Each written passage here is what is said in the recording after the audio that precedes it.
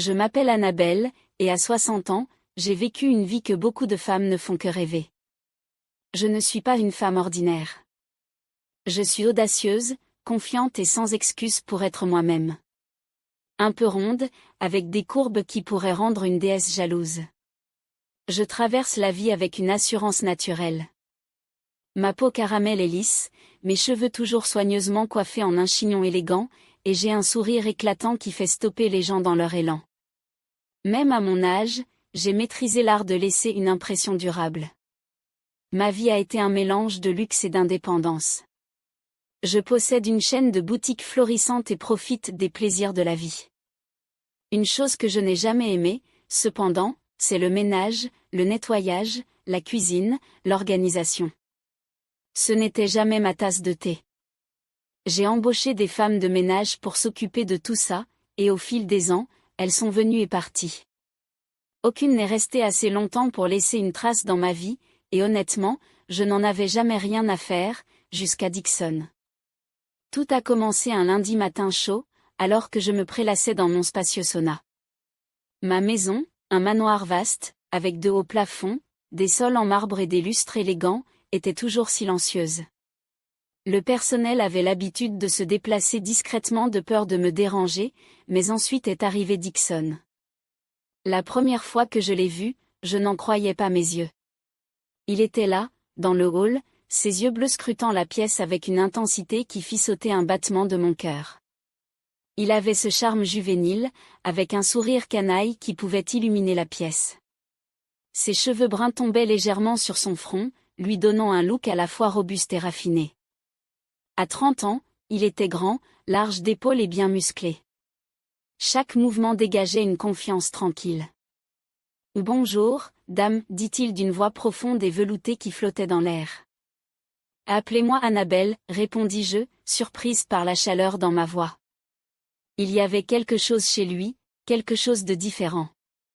À partir de ce jour-là, ma maison ne fut plus la même. Dixon n'était comme aucun autre membre du personnel que j'avais engagé auparavant. Il avait une façon de rendre ma vie plus facile sans être intrusif. Il veillait à ce que la maison soit impeccable, que les repas soient servis à l'heure, et que tout soit toujours en parfait ordre. Il anticipait mes besoins avant même que je ne les exprime. « Votre thé, Annabelle, disait-il, en posant une tasse fumante sur la table à côté de moi, avant même que je me rende compte que je le voulais. Je commençais à attendre sa présence. Ce n'était pas juste de l'efficacité, c'était de l'attention. Une fois, quand j'ai mentionné comme ça que je regrettais l'odeur des roses fraîches dans la maison, il a rempli chaque vase des plus belles roses rouges le lendemain. « Où avez-vous trouvé ça ?» lui ai-je demandé, ma curiosité piquée. « J'ai mes méthodes, répondit-il avec un sourire malicieux qui fit battre mon cœur un peu plus vite. Je commençais à remarquer des petites choses chez lui, la façon dont sa fossette se creusait lorsqu'il souriait, la façon dont ses mains bougeaient avec une telle précision quand il travaillait, et la façon dont il me regardait toujours avec une intensité qui me faisait sentir spécial. Au début, je me disais que ce n'était que du professionnalisme, mais au fur et à mesure que le temps passait, je ne pouvais ignorer la façon dont mon cœur s'accélérait chaque fois qu'il était près de moi. Un soir, je me trouvais dans mon bureau, passant en revue des documents d'affaires, lorsque Dixon apparut dans l'encadrement de la porte. « Annabelle, le dîner est prêt, dit-il. »« Je descends dans une minute, répondis-je, sans lever les yeux, mais il ne partit pas. Je pouvais sentir ses yeux sur moi, et lorsque je levai enfin la tête, je vis dans son regard quelque chose que je n'avais jamais vu auparavant. Était-ce de l'admiration? Du désir? Je ne savais pas, mais cela m'envoya des frissons dans le dos.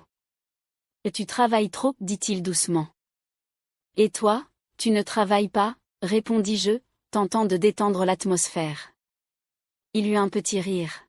« Peut-être, mais quelqu'un doit prendre soin de toi. » Ces paroles restèrent suspendues dans l'air, et pendant un moment, aucun de nous ne parla. Mon cœur battait si fort que j'étais certaine qu'il l'entendait. À partir de ce jour-là, nos interactions changèrent. Il y avait une nouvelle tension entre nous, une attraction magnétique que ni lui ni moi ne pouvions ignorer. Il commença à trouver des excuses pour passer plus de temps près de moi, me rapportant des encas pendant que je travaillais, demandant mon avis sur des choses pour lesquelles il n'avait pas besoin d'aide, et étant toujours là chaque fois que j'appelais. Un après-midi pluvieux, je m'étais enroulé dans le canapé, regardant les gouttes de pluie glisser sur les grandes fenêtres. Le temps ressemblait à mon humeur, agité et confus. Il entra avec un plateau de cookies fraîchement cuits et du chocolat chaud. « Je pensais que cela pourrait te faire du bien, dit-il en posant le plateau. « Merci, Dixon, dis-je, ma voix plus douce que d'habitude. Il s'assit en face de moi, ses yeux ne quittant pas les miens. « Annabelle, puis-je te demander quelque chose? » Bien sûr. Pourquoi ne t'es-tu jamais mariée? La question me prit de court. J'hésitai avant de répondre. Je suppose que j'ai toujours trop apprécié ma liberté. Le mariage me semblait être une cage. Il hocha la tête, pensivement. Mais tu ne te sens jamais seule? Je ris, tentant de masquer la vague soudaine d'émotion que sa question provoqua. J'ai tout ce dont j'ai besoin. Pourquoi me sentir seule? Il ne répondit pas, mais le regard sur son visage en disait long. Il ne me croyait pas, et peut-être que pour la première fois, je ne me croyais pas non plus. Cette nuit-là, allongée dans mon lit, je ne pouvais m'empêcher de penser à lui, à son sourire, à sa gentillesse, à la façon dont il me faisait me sentir comme si j'étais la personne la plus importante au monde. Cela m'effrayait et m'excitait en même temps. Le matin suivant, je le trouvai dans la cuisine, fronçant doucement en préparant le petit déjeuner. « Bonjour, dis-je, ma voix légèrement tremblante. « Bonjour, Annabelle, répondit-il, en me lançant ce sourire avec la faussette. Pendant un instant, nous restâmes là en silence, le silence entre nous rempli de mots non dits, et puis, sans réfléchir, je tendis la main et touchai la sienne. Il se figea, ses yeux bleus scrutant les miens. « Annabelle, commençai-je, je ne sais pas ce qui se passe entre nous, mais je ne peux plus l'ignorer. » Et lui non plus. Et à cet instant, tout a changé. C'était un magnifique jeudi matin, l'un de ces jours où tout semblait plus lumineux et plein de promesses. Le soleil filtrait à travers les fenêtres, projetant des rayons dorés sur les sols en marbre de ma maison. Je venais de terminer de m'habiller pour le travail, choisissant une robe rouge ajustée qui épousait parfaitement mes courbes, ainsi qu'une paire de talons noirs élégants. Mon rouge à lèvres rouge signature apportait la touche finale, et alors que je me tenais devant le miroir, je ne pouvais m'empêcher de m'admirer. « Annabelle, tu l'as encore, murmurai-je à mon reflet, affichant un sourire confiant. En descendant le grand escalier, le bruit de mes talons résonnait sur le parquet poli, un écho qui traversait la maison. Dixon était dans le salon, en train de dépoussiérer la table basse en verre. Il leva les yeux en m'approchant, et pendant un instant, ses yeux bleus s'attardèrent sur moi, avant de me saluer avec sa chaleur habituelle. « Bonjour, Annabelle. J'espère que vous avez bien dormi, dit-il, son sourire avec ses fossettes éclairant la pièce. Oui, merci, répondis-je, ma voix plus douce que prévu. Juste au moment où je tournais la tête vers la porte, mon talon accrocha le bord de l'escalier. Avant que je ne puisse m'en rendre compte, je glissai, le sol se précipitant vers moi, et mon cœur se serra de panique. Mais avant que je n'atteigne le sol, des bras forts m'attrapèrent. C'était lui. Dixon s'était déplacé si rapidement que je ne l'avais même pas vu venir. Ses bras étaient fermement enroulés autour de moi, me serrant contre sa poitrine. Son visage était si proche du mien que je pouvais voir le léger duvet sur sa mâchoire et sentir le parfum subtil de son eau de toilette propre et boisée, enivrant. « Ça va ?» demanda-t-il, sa voix basse et pleine de préoccupation. J'hochai la tête, incapable de trouver mes mots. Mes mains s'accrochaient à ses épaules, et pendant un moment, nous restâmes là, figés dans le temps. Ses yeux bleus brillaient dans la lumière du matin, et ce sourire à lui, celui qui faisait toujours battre mon cœur plus vite, s'étira sur son visage. « Je ne te laisserai pas tomber, Annabelle, dit-il doucement, sa voix portant une promesse plus profonde que ce seul moment. Avant que je puisse pleinement comprendre ce qui se passait, il se pencha, ses lèvres rencontrant les miennes, d'abord doucement et hésitant, comme s'il demandait la permission. Pendant une fraction de seconde, je restai figé, choqué par la soudaineté de tout ça, mais ensuite, quelque chose en moi se brisa. Je le lui rendis, mes mains se déplaçant de ses épaules vers l'arrière de son cou. Le monde autour de nous disparut. C'était juste nous deux, là, au milieu de mon grand escalier, perdus dans un baiser qui semblait réécrire tout ce que je pensais savoir de moi-même. Lorsque nous nous séparâmes enfin, je manquais de souffle. Ses yeux cherchaient les miens, comme pour évaluer ma réaction. Dixon, commençai-je, mais je ne savais pas quoi dire, comment exprimer tout ce tourbillon d'émotions qui traversait mon corps. Je suis désolé, dit-il rapidement, s'éloignant et passant une main dans ses cheveux. Je n'aurais pas dû. Ne t'excuse pas, l'interrompis-je, ma voix plus stable que je ne le ressentais. Un son de téléphone interrompit le moment, et c'était un appel d'un de mes associés qui me rappelait une réunion à laquelle j'étais déjà en retard. Je dois y aller, dis-je, plus pour moi-même que pour lui. Il hocha la tête, son expression impassible. Bien sûr. En conduisant vers le travail, mon esprit était en tumulte. Qu'est-ce qui venait de se passer? Dixon était mon employé, un homme de 28 ans de moins que moi, mais quand je pensais à la façon dont son baiser m'avait fait me sentir vivante, chérie, désirée, je ne pouvais pas me résoudre à le regretter. Lorsque je rentrais chez moi ce soir-là, je me sentais nerveuse, une sensation à laquelle je n'étais pas habituée. Je marchais dans la maison, m'attendant à ce que Dixon m'évite, mais là, il était dans la cuisine, en train de préparer le dîner, comme si rien ne s'était passé. « Bonsoir, Annabelle, dit-il, son ton poli mais distant. « Bonsoir, répondis-je, incertaine de la manière d'aborder l'éléphant dans la pièce. Nous nous assîmes à table, et le silence entre nous était plus lourd que d'habitude. À propos de ce matin, commençai-je, en posant ma fourchette. Il leva les yeux vers moi, ses yeux bleus croisant les miens.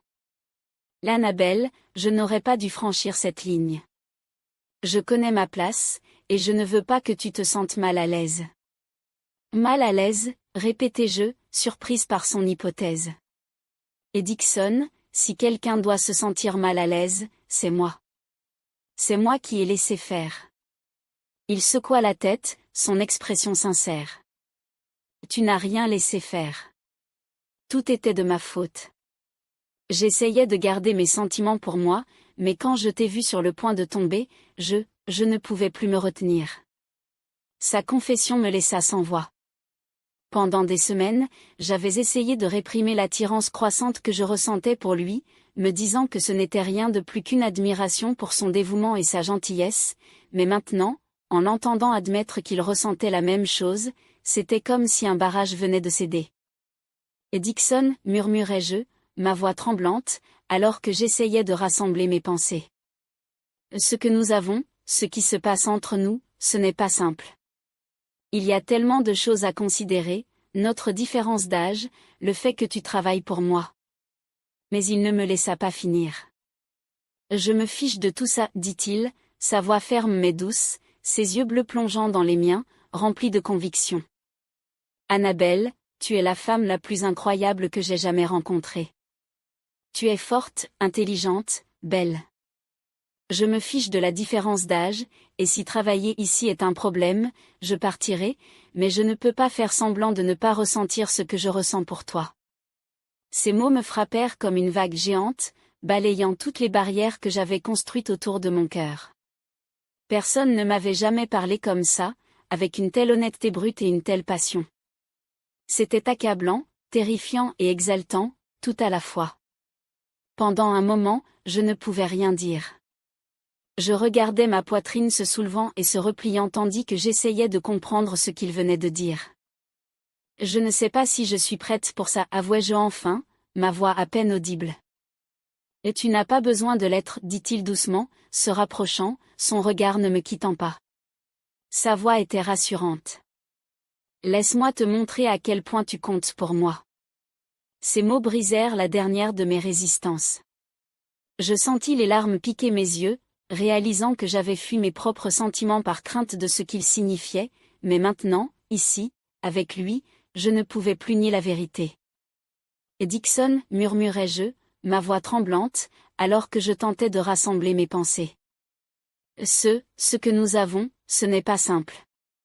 Il s'arrêta un instant, ses yeux remplis de surprise, puis, comme attirés l'un vers l'autre par une force invisible, je comblais la distance entre nous et l'embrassai. Ce baiser n'était pas hésitant comme le premier. Il était rempli de toutes les émotions que j'avais refoulées pendant des semaines, désir, passion, et un besoin désespéré d'être près de lui. Ses bras s'enroulèrent autour de moi, me serrant contre lui alors qu'il approfondissait le baiser. Le temps sembla s'arrêter. Rien d'autre n'avait d'importance, juste nous deux. Ses mains étaient douces mais fermes, me tenant comme si j'étais quelque chose de précieux. La chaleur entre nous grandissait, une connexion tacite qui nous enveloppait comme un cocon. Son souffle se mêlait au mien, nos lèvres dansant en parfaite harmonie, chaque touche allumant des étincelles qui semblaient illuminer toute la pièce. Au fur et à mesure que la soirée avançait, la pièce devenait plus silencieuse, le seul bruit étant des chuchotements doux et des rires occasionnels pendant que nous partagions des moments volés de joie. « Ça ressemble à un rêve, murmurai-je, ma voix à peine audible. « Ce n'est pas un rêve, répondit-il. C'est réel, Annabelle, et ce n'est que le début. » Nous restâmes là, dans les bras l'un de l'autre, les moments de silence entre nous parlant plus fort que n'importe quel mot. La connexion que nous partagions était indéniable, un lien qui semblait se renforcer à chaque toucher, chaque baiser, chaque murmure. La nuit s'étira, mais aucun de nous n'était pressé de bouger. C'était comme si le temps lui-même s'était ralenti, nous permettant de savourer chaque seconde de ce nouvel amour que nous venions de découvrir. Et à cet instant, avec ses bras autour de moi et ses lèvres pressées doucement contre les miennes, je savais que j'avais trouvé quelque chose de vraiment spécial. Quand nous nous sommes finalement séparés, nous étions tous deux à bout de souffle, nos fronts reposant l'un contre l'autre. « Annabelle, murmura-t-il, sa voix pleine d'émotion. Et tu n'as aucune idée de combien de temps j'ai voulu ça. » Je souris, mes doigts traçant la ligne de sa mâchoire. « Et tu n'as aucune idée de combien de temps j'ai essayé de lutter contre ça. » Il rit doucement, le son comme de la musique à mes oreilles. « Eh bien, il n'y a plus de lutte. Je suis à toi, Annabelle, si tu veux bien de moi. » Je plongeai mon regard dans le sien, mon cœur débordant d'émotions que je n'avais pas ressenties depuis des années. « Je te veux déjà. » Le lendemain matin, je fis appeler Dixon dans le salon, le cœur battant d'anticipation. Il entra, aussi beau que jamais dans sa chemise blanche impeccable et son pantalon noir. « L'Annabelle, tu voulais me voir ?» demanda-t-il, sa voix respectueuse mais chaleureuse. « Oui, répondis-je, me levant pour le regarder. Et Dixon, tu as été un membre du personnel incroyable, même au-delà de l'incroyable, en fait, mais à partir d'aujourd'hui, je te relève de tes fonctions. » Son visage se décomposa, la confusion et l'inquiétude assombrissant ses traits. « Me relever de mes fonctions ? Est-ce que j'ai fait quelque chose de mal ? » Je ne pus m'empêcher de sourire. « Non, tu as tout fait correctement, mais tu n'es plus mon employé. Tu es mon homme maintenant, et mon homme ne fait pas les tâches ménagères. » Sa bouche s'ouvrit sous le choc, puis il éclata de rire, son sourire avec faussette illuminant la pièce. « Oh, vraiment ? » « Oui, répondis-je fermement, croisant les bras. « Je suppose qu'il va falloir qu'on embauche un nouveau personnel, parce que mon garçon ne bougera plus un doigt dans cette maison. » Il se rapprocha, m'entourant de ses bras autour de la taille. « Tant que je m'occupe de toi, Annabelle, c'est tout ce qui m'importe. » Fidèle à ma parole, j'engageai un nouveau personnel pour prendre en charge les tâches ménagères. Dixon ne travaillait plus pour moi. Il consacrait tout son temps à me dorloter comme une reine. Il me surprenait avec des petits déjeuners au lit, accompagnés de fleurs fraîches et de notes manuscrites. Il insistait pour préparer mes bains, y ajoutant des pétales de rose et des huiles parfumées pour les rendre aussi luxueux que possible. « Tout pour ma reine, disait-il, avec ce sourire qui faisait fondre mon cœur. » Nos journées étaient remplies de rire et d'amour. Nous faisions de longues promenades dans le jardin, main dans la main, parlant de tout et de rien. Il se moquait gentiment de mon amour pour le rouge à lèvres, appelant ça mon look signature, et n'oublions pas les talons, ajoutait-il un jour, me faisant tournoyer dans le salon. Et tu as toujours l'air d'une déesse avec. Et toi, répliquai-je, en passant mes doigts dans ses cheveux bruns et doux, tu as toujours l'air d'un problème. Nous rîmes tous les deux. Bien sûr, notre relation non conventionnelle n'était pas sans défi. Il y avait des murmures et des regards déconcertés quand les gens apprenaient notre différence d'âge, mais Dixon était mon roc, me rassurant toujours que ce que nous partagions était réel et qu'il valait la peine de se battre pour. Laisse-les parler, dit-il un soir alors que nous étions assis sur le balcon, regardant le coucher du soleil. Ils ne savent pas ce que c'est que d'aimer quelqu'un comme toi. Ces mots dissipèrent tous les doutes que j'avais. Notre histoire d'amour était non conventionnelle, inattendue, mais absolument parfaite à sa manière. Dixon ne se contentait pas de me traiter comme une reine, il me faisait me sentir comme la personne la plus importante au monde, et pour la première fois de ma vie, je ne vivais pas seulement, j'étais vraiment vivante. Allongée dans ses bras, écoutant le rythme régulier de son cœur, je réalisais que j'avais trouvé quelque chose que je ne savais même pas que je cherchais. Je t'aime, Dixon, murmurai-je, ma voix remplie d'émotion. Il déposa un baiser sur le sommet de ma tête, ses bras se resserrant autour de moi. Je t'aime plus, Annabelle. Toujours. Et à cet instant, je savais que peu importe les défis qui nous attendaient, nous les affronterions ensemble, parce que ce que nous avions, ce n'était pas juste de l'amour. C'était un lien qui défiait l'âge, les attentes, et tout ce qui se trouvait entre les deux. C'était à nous.